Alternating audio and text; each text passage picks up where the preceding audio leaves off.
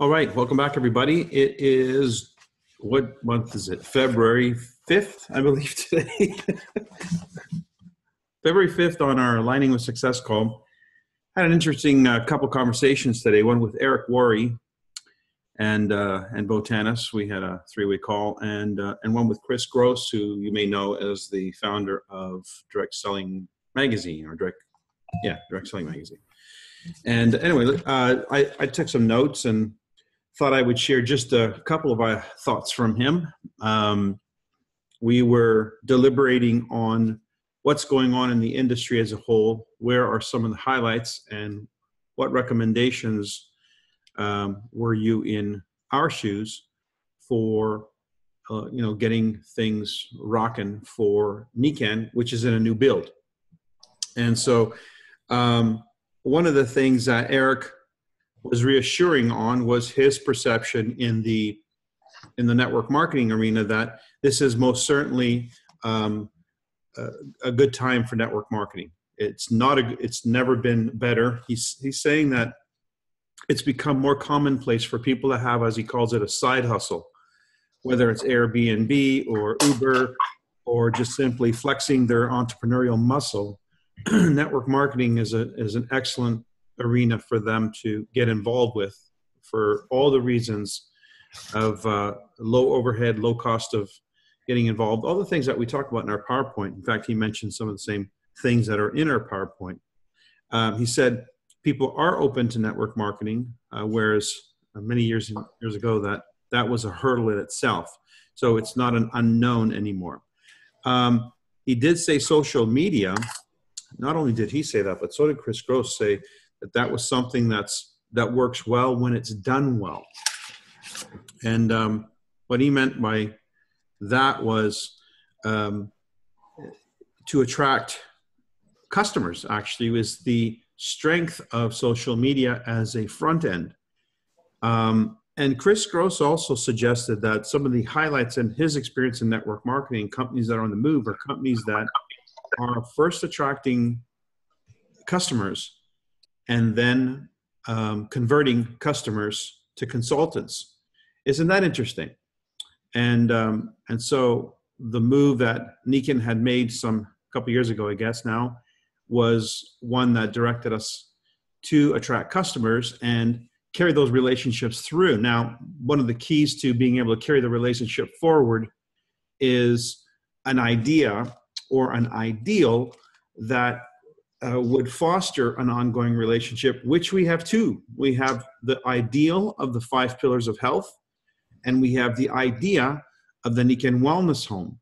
These are two concepts that are extraordinary concepts in network marketing for the acquisition and retention and ongoing development of a relationship with consumers, which can very quickly then become a business partner as they become more and more impressed by what all that represents.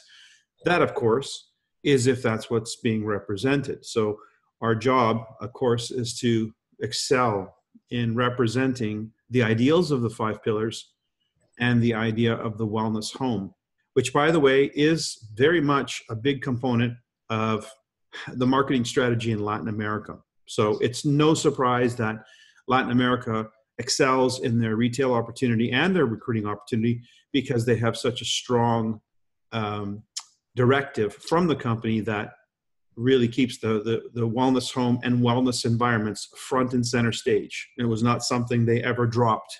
It was something they only continue to embellish and enrich. So we can look forward to that. Let's see. What else did I get from here? One of the things that Eric had, probably the most compelling thing that he had to say for me, was people are attracted to leadership and conviction and passion. So if they find that in you, that's what they're going to be attracted to. Conviction, passion, and leadership. So as we personally demonstrate that, and as we introduce them to that experience in Niken, validated by, and there's another thing that I picked up here, social proof. This was a big element of another company that's filling rooms. I said, okay, who's doing the most that you know? This was a question of Chris Gross, and he said there's a company he knows he's getting 1,200 to 2,000 people in a room every week. 1,200 to 2,000 people in a room. I said, okay, so what's the magic? What's the deal? And that whole marketing strategy, that whole approach, which of course lends to that, is social proof. So people tend to make decisions when they can see other people of like kind in that tribe.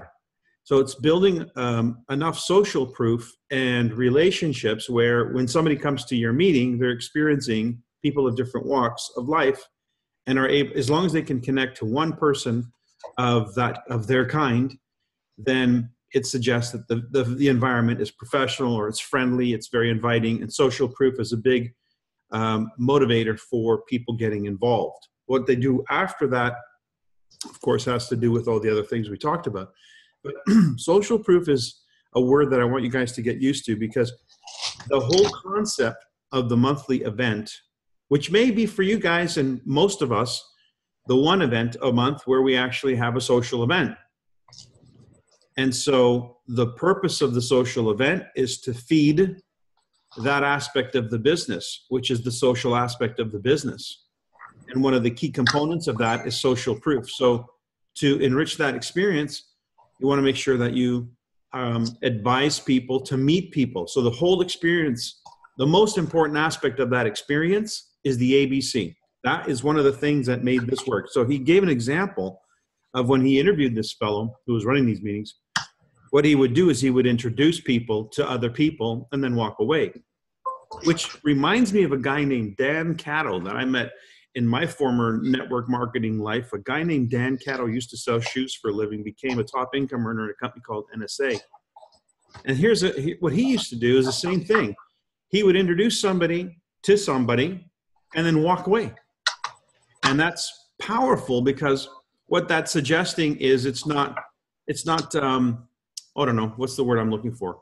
It's just more natural, it's more organic, it's less contrived, and that other person is not on the spot to say what, you know what I mean? It's just more of a natural experience that they're doing. I'm just gonna, Randy, I'm sorry, I'm gonna mute you right now because there's a bit of a background noise coming through. So social proof is a very, very important component to why people join the business. And I would add probably the largest component to why people join the business in Latin America, particularly in Mexico. They have a rhythm of the business, a schedule of events that are hosted publicly by local leaders. And there's many. In Mexico, it's not one event in a month in the whole city. There are multiple events. In fact, every week there are multiple events. So there's multiple events within every week hosted by leaders. So leaders of a tribe, if you will, within the context of the Nican experience in Mexico City. So what they're getting when they go to these events is the social proof that it works. Why? What are they seeing?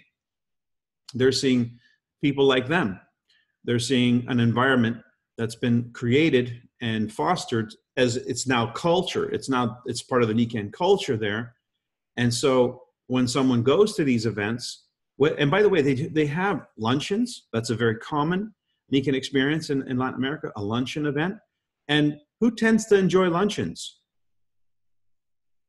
Most people, right? Especially entrepreneurial people, professionals, real estate agents, people, white collar people as well. So if you want to appeal to that particular category of people, provide an event that is common for them. A lunch experience is a very common event for professionals. So to have a short opportunity meeting over lunch, where you might have a keynote speaker do the presentation in between sandwiches or whatever you want to do, then it's an opportunity for you to invite people to a luncheon, a business luncheon. So there's a venue and an experience and a time frame that will appeal to a specific kind of person. And so that creates also social proof, because you're doing the business during the hours that they would normally be doing business.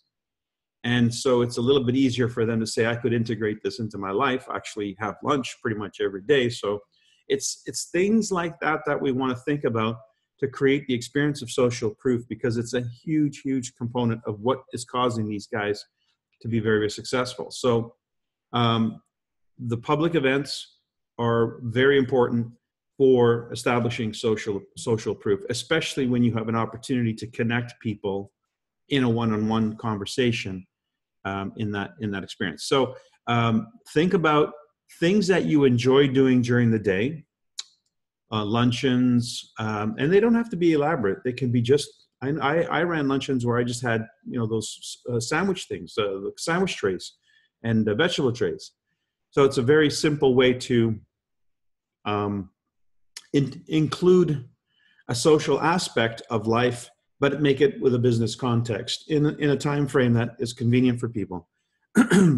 Yes, it is obviously harder to get people out to meetings in the evening because that's their downtime. That's their time to make things happen. So when you're going to those meetings, those are more likely to happen online. But the big events, these 1,200 to 2,000 people events, obviously that's the culture that's been created by that leader. And so everybody follows that rhythm. So establish a rhythm so that you can build momentum around that rhythm and create more and more. And the key, I was speaking with Luis Kasuga today, and that was another one. That was another one of those keys, was the rhythm. We were talking about the Hispanic launch in North America in 2011, and he didn't feel he was given ample time with which to be able to build the momentum, understanding how important the rhythm of the business is. And in order to establish that rhythm, it takes time, and you're trying to cross a large market. Building a rhythm sporadically, it's not easy. So lesson learned, obviously, is in order for this to work, there needs to be focus and there needs to be a rhythm. So that creates the momentum and the social proof and the growing numbers. So these are all key attributes of what I picked up in today's conversations. Another piece of that social media was strong with customers. Let's see. There was a comment here. I just want to read this comment. Leaders, the sort of the leaders' battle cry, sort of the internal messaging and how they present. There's a promised land. We can get there together. You want to come? So that idea of what is it that leaders do? What are we attracting them to? It's a future reality. And you've got to see that future reality in your own consciousness, in your own mind. Where are we going? And you want to come with me. So there's a promised land. We're going to get there. We're going there. We're getting there. You want to get there together with me? Come with me. So that concept of creating and galvanizing your role as a leader in Niken is to sell the promised land. What's it look like? I also talked with Eric about the difference between selling the big picture and the the person just looking for an extra $100 or $200 or whatever, a few $100s a month. He says there are people still selling the big picture, but obviously far more people are selling the idea to make extra money, and that's particularly a good transition for somebody who's a customer, who's already on board or online with the products, and then you can show them how they can quote unquote upgrade and start making some extra money. But where the leaders are coming in and leaders leading leaders, it has to do with the promised land. It has to do with creating something worth joining. So what's your promised land? I used to refer to it as the big idea. What's your big idea that someone would want to be part of your big idea? So there's a couple of big idea concepts I want to just leave you with. One, the big idea of Niken as a whole. Why does Niken deserve to exist on this planet at this time? Why? That's a big idea. And then in the context of that, why should somebody join your team? What is it that you're doing? What's your big idea that makes joining your team more interesting, more exciting, more likely to lead to the kind of life and lifestyle that we're looking for? So think of those two things. What's your big idea, and what's the big idea of Niken? We've talked about the big idea of Niken, and we do so in the new PowerPoint, where we refer to, of course, the conditioning that's happening in the world where we're led to become financially strapped and we're led to become physically ill.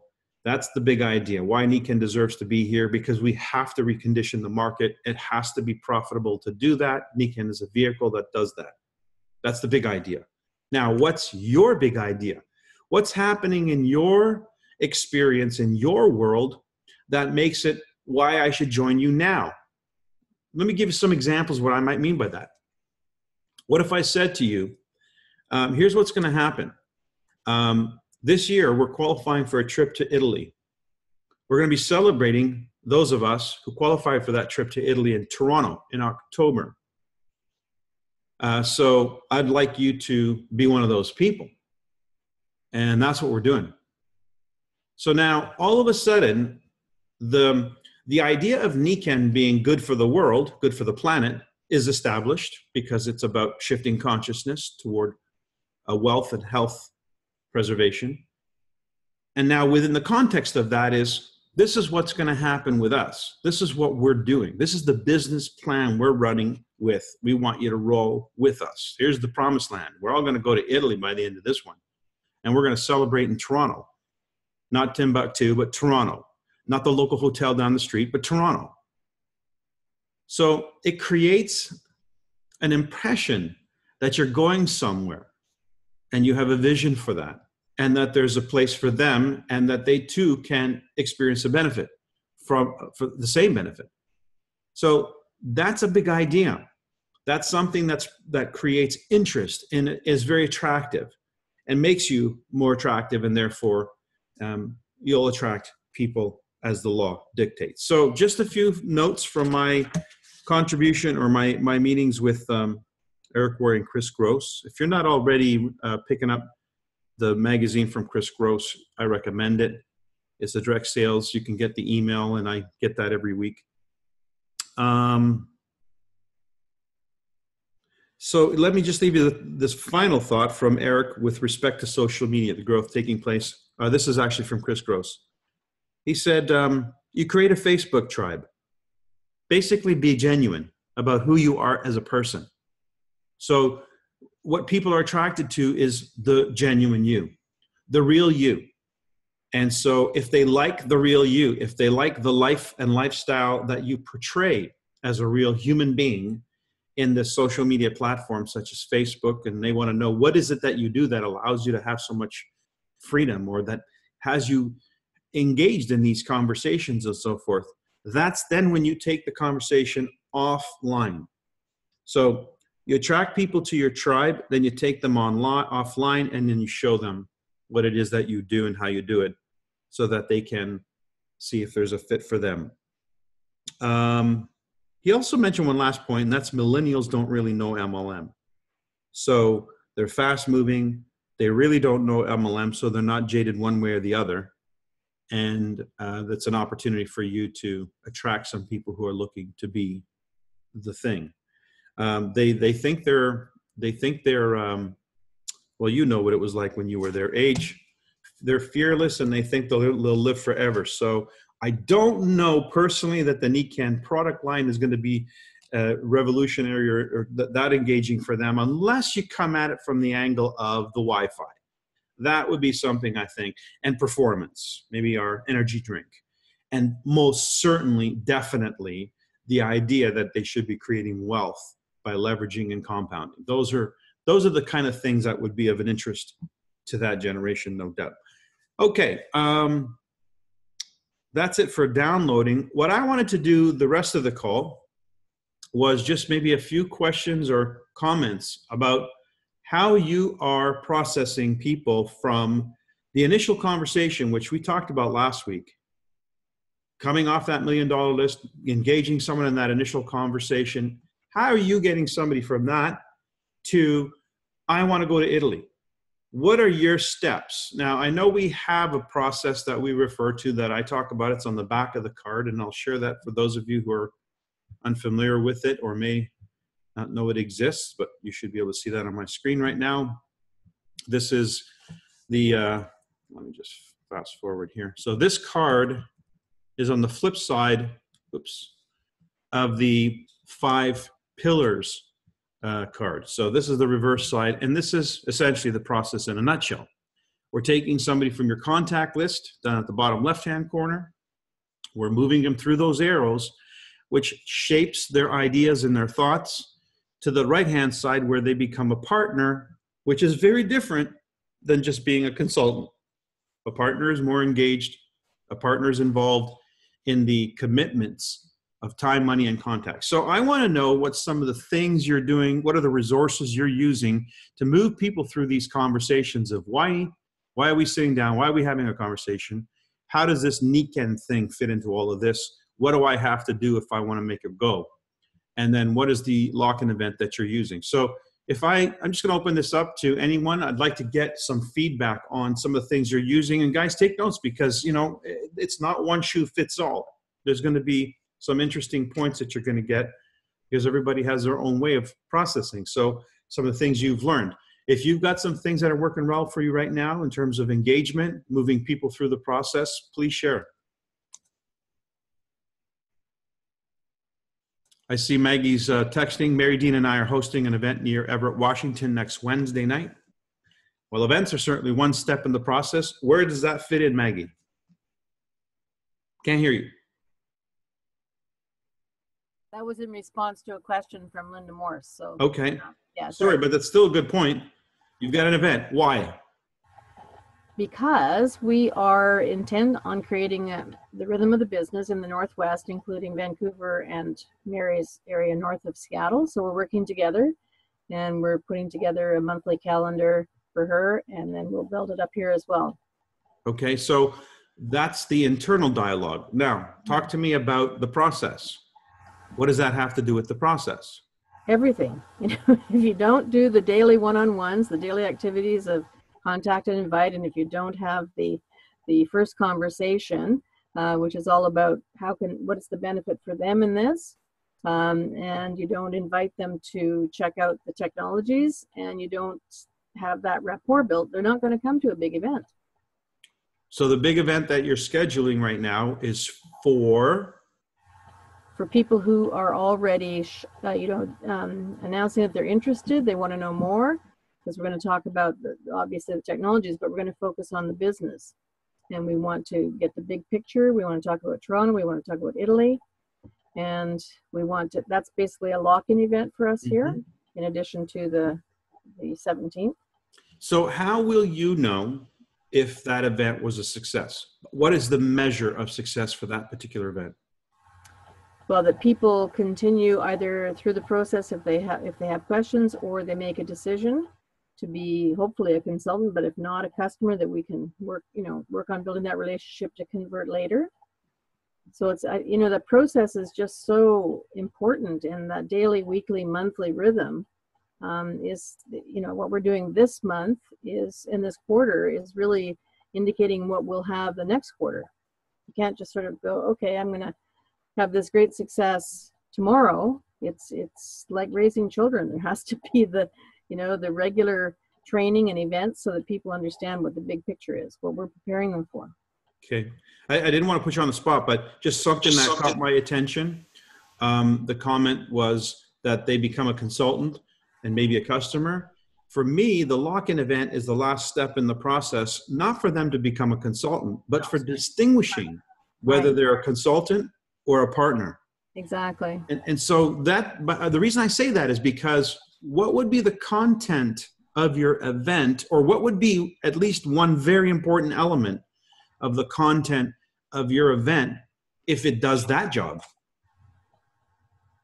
If it converts in somebody's mind the distinction between a consultant and a partner, what should have to happen at that? What social proof should have to happen at that event that will help somebody who may already, by the way, be a consultant, but hasn't yet made the switch to being an active partner, or somebody who's not yet decided, but they're gonna know there is a difference between being a consultant and being an active partner.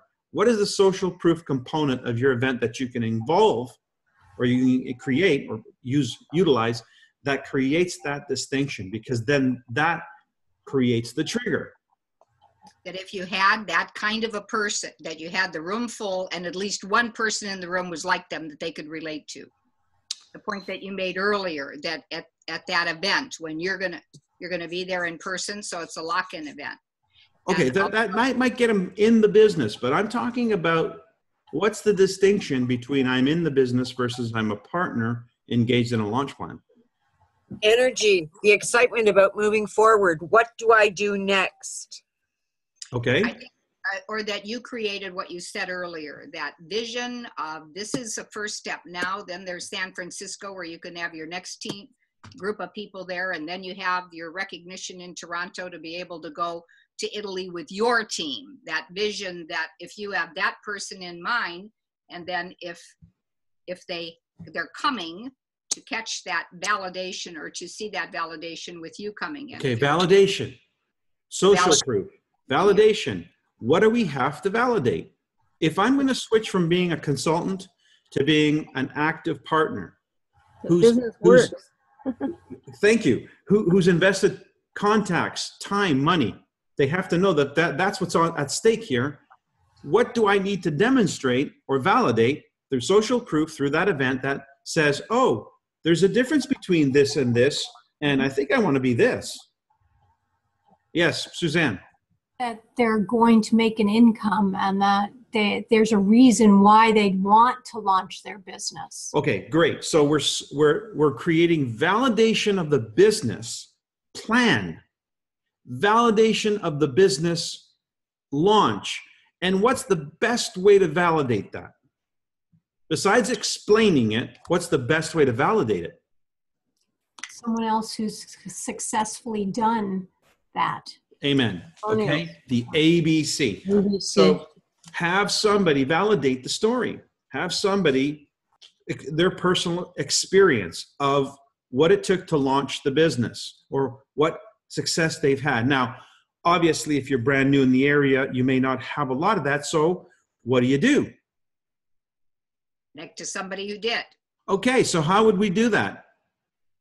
Zoom, phone, whatever. Yeah. So I would be saying to myself, who can we either have at our meeting or interview at our meeting who just went silver or who just went gold? Or, you know what I'm saying? So now what we're validating is the most recent success and the steps, the activity, the fact that they went from being a just consultant to being an active consultant, because you don't go silver by accident, never. You don't go gold by accident. So they would have had to make a conscientious decision.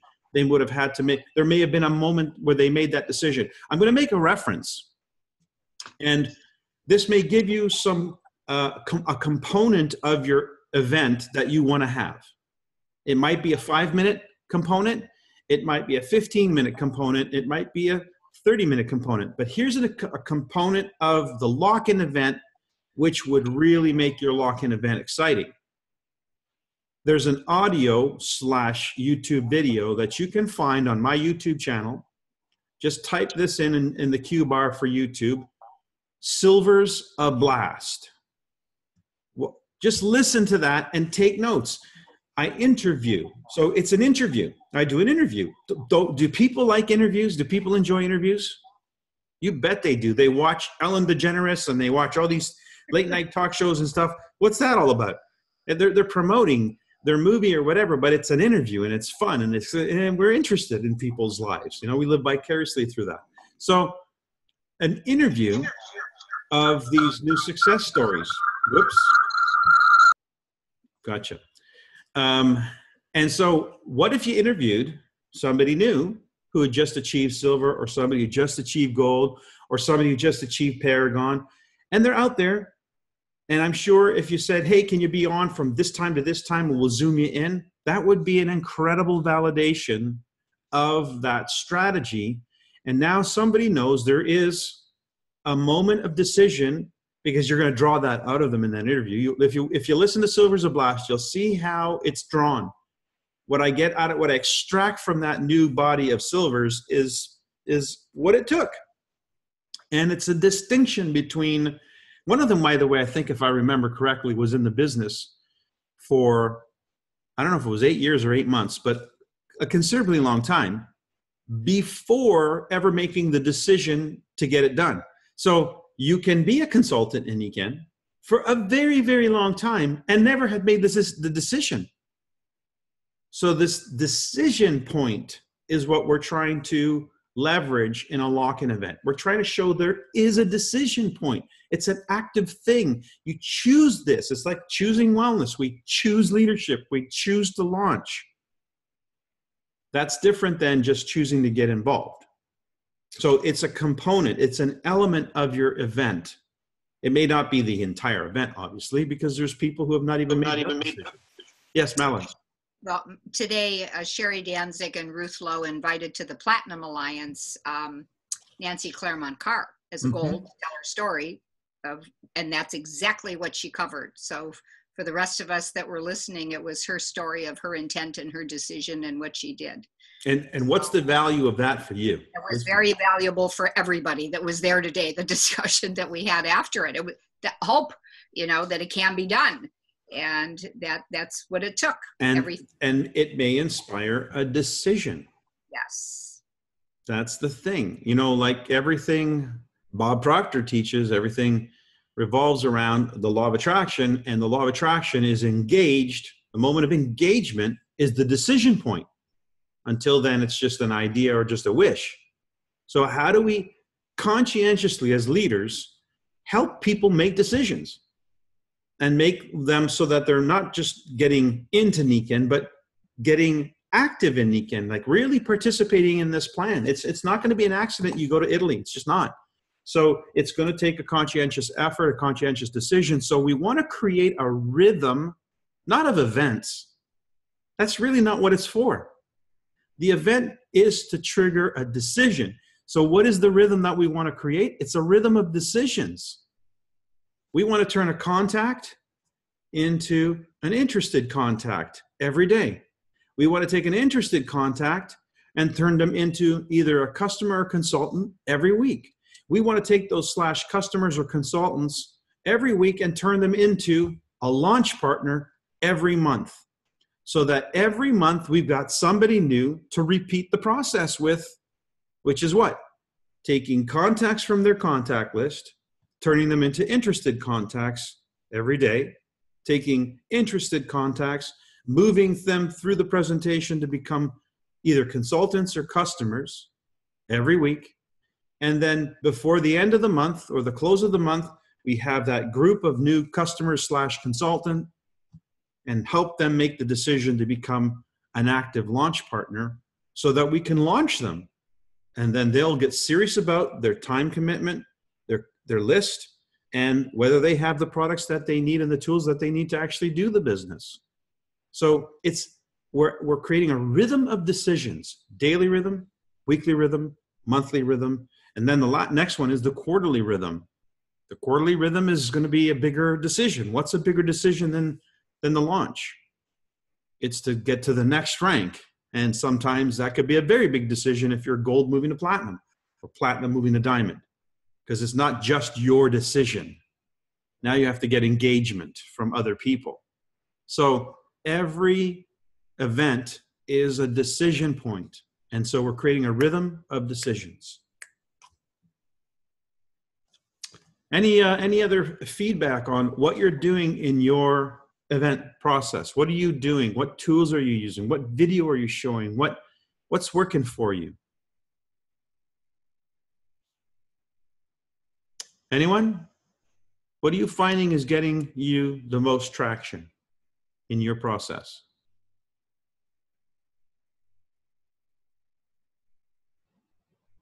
Is anybody using a video? Yes, Ruth.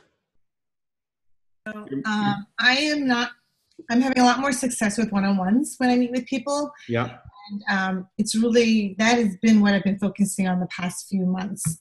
And whether it's on Zoom, because there are people across the country, or individual action at the coffee shops, which I never used to do. So for me, that has been working really well to really, we call it a connect and get to know each other and understand what their needs are. For me, it truly is a fact-finding opportunity, because I need to see how can I address their needs and build that trust and that relationship. So I am doing those continuously throughout the week. And then I follow up with them. You know, we have such a good time. Let's meet again in 2 weeks. And so that's how I've been using what, for me, it works because I've gotten new customers, have a new person joined and went executive. So it's working. It's just not as fast as I'd like it. But hold on that thought, because I want to come back to that fast as you like it part. But let me just sort of underscore one of the things you're bringing up, and that is the idea that in that type of a scenario, it's not a cattle call. It's not a one shoe fits all. And we've moved away, like marketing, and I don't care if you're Amazon, whoever you are, the reason why marketing has changed, have you ever noticed that you may have done a Google search for a thing, and the next time you go to Facebook to see what's going on, all of a sudden there's an ad for something of that thing? Well, okay, that's not an accident. Those are called algorithms. What's happening is marketing has become so specialized that they're really trying to reach into our mind and read our mind. Because, as Bob Proctor would say, just find out what somebody wants to buy and sell it to them. So how do you find out what somebody wants to buy? You got to have that interaction. And so you're finding, Ruth, that up close and personal interaction allows you in past the veneer of life so that you can actually get to some really core values. And from there, now they know you really are interested and that you're going to offer something, or when you offer something, it makes sense to them because you have their information. If somebody pitches me, and this happens every now and then on network marketing, I've got this great thing I want to talk to you about, or whatever their pitch is. It's so generic. It's so like, do you even know who I am that you're just throwing this out at me? It's like so impersonal, so unprofessional, and it's not at all respectful for who I am or what I've achieved in life that I would be at all remotely interested in what you have to offer. So that's where we're at. But that's 20 years, of marketing being marketed to, or 30 years of being marketed to. So we're at a point now where we just don't respond to the generic. It has to be personalized, customized. So that's why those one-on-ones become more relevant. And if that's true, then having that conversation around the 5 pillars becomes critical. Because that's the first conversation. You don't get to the second conversation, which is, how can I solve this? Unless I know why it is that you would have a need for this in the first place. Now, your question or your comment, Ruth, was it's just not fast enough. Is it not fast enough, or not enough people?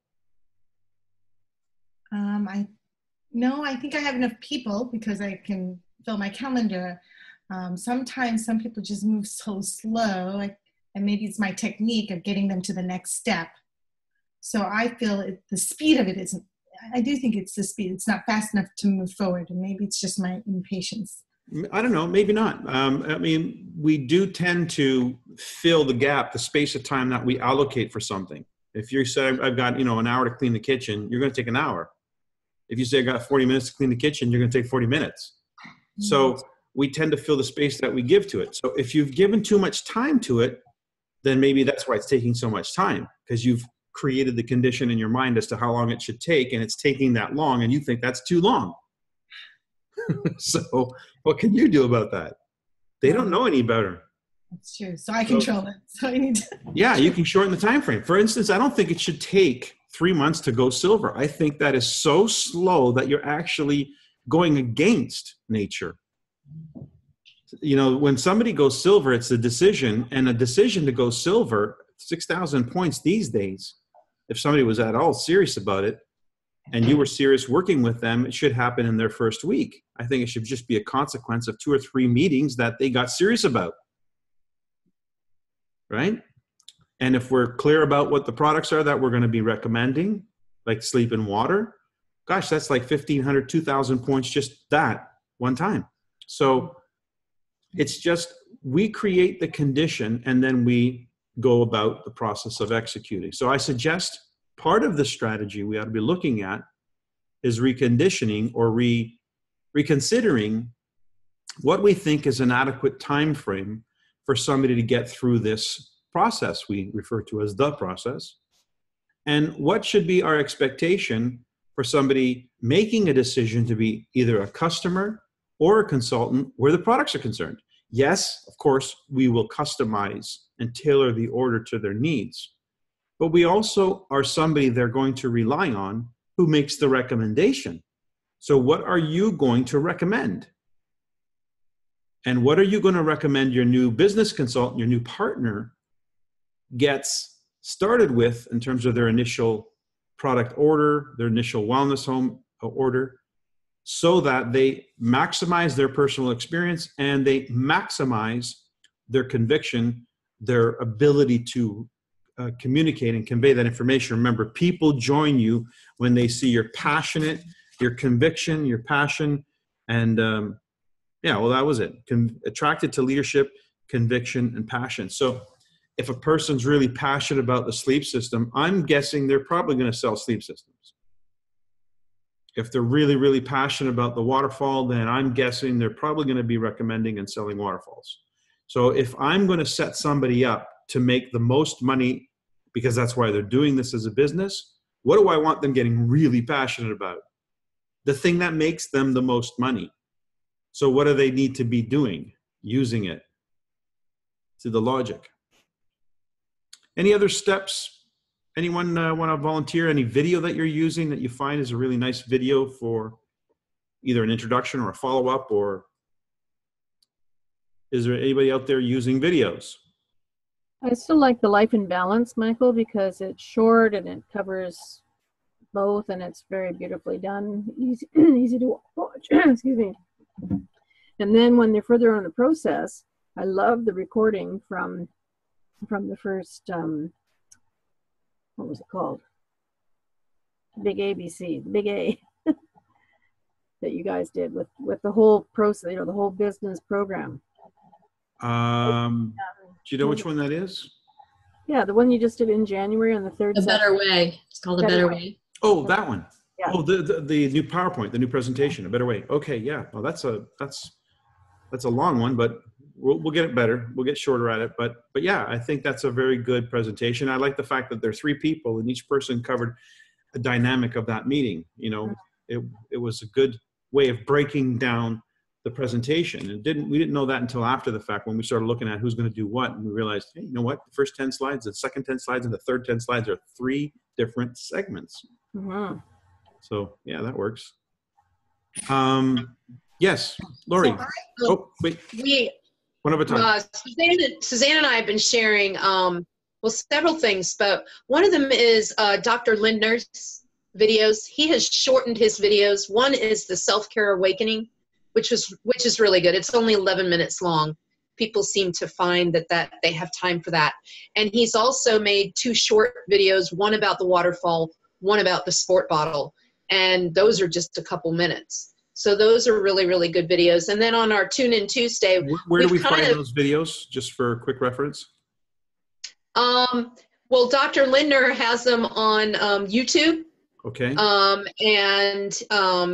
So I mean, he's got lots of videos out there. So do we just Google his name or YouTube search his name? Self-Care Awakening. Self-Care Awakening. Okay. So for everybody watching this playback, Self-Care Awakening, do a Q search in YouTube and you'll get all his lineup of videos. Excellent. And then the Tune In Tuesday, we've been doing really short videos, 15 minutes, and they're on different kinds of subjects. Sometimes it's weight matters, magnetic matters, just, addressing different things. But an overview. Are those loaded up onto YouTube? Yes, Barbara Joseph's website on YouTube. So we would do a search on YouTube for Barbara Joseph. Mm-hmm. Okay. Excellent. Ruth? I always send, when they want information on the water, I always send my PWP video because they watch the video. I tell them it's only a few minutes, and I always send 3. I send the shower head, the waterfall, and the water bottle because I want them to realize it's a whole, we take care of what we bathe in, what we drink when we're outside, and also when we're at home. Okay, so when you say your PWP video, these are things that are already on the NECAN PWP? Correct. So it's the going video back link. off, correct. Okay, so would you mind just sharing how you get that link? So you go into your back office and you go into business tools and it have a drop down menu and it says personal web page and you go in there. And then it has one of the items is you have a personal link. And I click on that. And the reason why I click on that is because after they watch it, and if they want to order, they can order right away and it's right on my page. Okay, that's good. So reference your back office under tools on your personal web page. In your personal web page section, there are links to each of the products that normally somebody would find on your personal web page if they went shopping on your personal web page. But by giving them a direct link, you can post that on Facebook. You can post that on any of the social media apps. When they click on that link and it takes them to the video or to the page, it's your page. It's your shopping cart they're getting access to. So really good information. And given the fact that social media is being referred to by two of these guys who are, they've got their pulse on what's going on in the industry, that social media is a valuable tool. Basically, I think it was Eric who said it's advertising for free. Essentially is what it is. Social media advertising for free. So it's virtually free, but you can also do paid advertising with social media by boosting your posts. So if you haven't experimented with that and you're interested in doing that, you should just do some Google searches. You can type in like you would ask a question to another human being and you can get the answers you're looking for. One of the things that I've got my team Kaizen doing is some research on landing pages. The reason why that's of interest is because if you did a social media post, an advertisement, let's say, and you boosted that post, which is pennies per click, then when they click to go, where are they going? Where is that click driving them? And so if you have a landing page, or in this case, what Ruth was talking about, if they went to the video, and then they liked that they could buy it, that would be a simple exercise because you already have access to that. You don't have to do anything, just use what's there. But if you're looking for a recruiting engine, say, a way of attracting future business partners or potential business partners into NECAN, and you wanted to do an ad, say, work from home and raise a family, whatever, something of that sort that might be, it looks like a person sitting at a kitchen table on a laptop and they're building a business from home. That was your ad. And there was a click here and they click here and learn more, click here. They could then, it would drive them to a landing page. So a landing page is, you can also do a search for landing page. One that I found online was mlmleads.com. I think they do landing pages, although I haven't gone too far into it. They do sort of a generic way of setting up a landing page, and then you insert the videos and content that you want. But there is such a thing, and you should consider doing those things because then, unlike Ruth, who has absolutely no challenge with filling her schedule, if you have some of the social media stuff working for you in the background, you're going to have more people coming to you that you can then filter and then set up those appointments with, whether they're online or in person. So your schedule is filled, your calendar is filled, and there's nothing like a filled calendar. But I do want to sort of remind you of the call we did, I think 1 or 2 calls ago, where I said, and I'm very particular about, if you approached your contact list in a professional way and you utilize the script that I've encouraged on the March 27th Aligning with Success call of last year, then you would replace a lead, a contact, with at least one other contact. And it would be a quality contact because you would ask a very particular question. And that's at the beginning of your first call with them. You're going to ask them to help you, if not directly, indirectly. And indirectly would be lead me to somebody. So if every name on your list that you called would at least lead you to somebody, there would never be a need to have another source of leads. And if every lead if the leads that do join you, then they're not going to bring you one contact, they're going to bring you their contact list.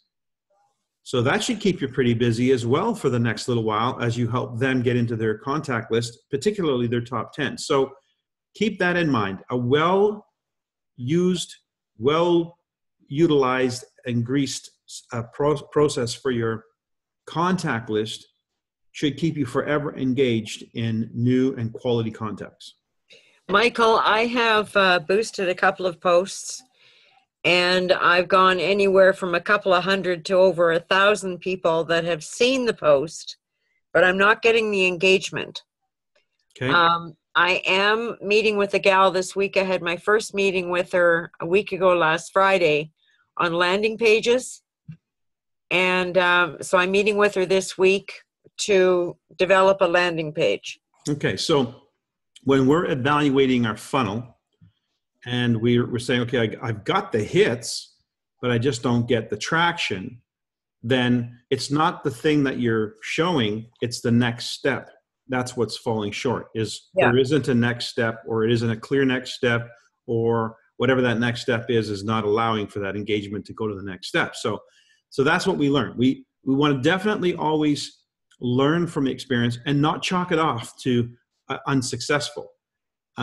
There's no failure, there's just learning, and we just get better and better at what we do by adopting that attitude that I'm just learning and getting better at it. So hopefully you found this call helpful. Thank you for everyone who's jumped in. And I want to encourage that, by the way. I was listening to the playback of my call last week, and I thought I talked too much. So, so I want to encourage you guys to also share your knowledge, because you do have knowledge and experience that's worth sharing. So bring that to the calls as well. I'll just sort of try to align them with the content and the needed information at the time. So thanks for joining it. Share this with everyone you know, and we'll see you next week on Aligning with Success. Have a wonderful week, everybody. Thank you. Thanks, Michael. Thanks, Mike.